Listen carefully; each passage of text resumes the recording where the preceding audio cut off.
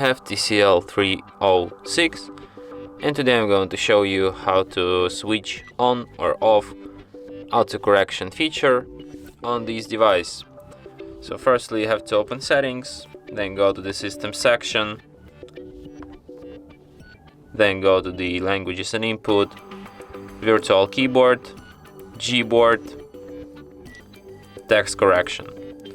And here you have an option autocorrection, and by switching it you can switch autocorrection, obviously.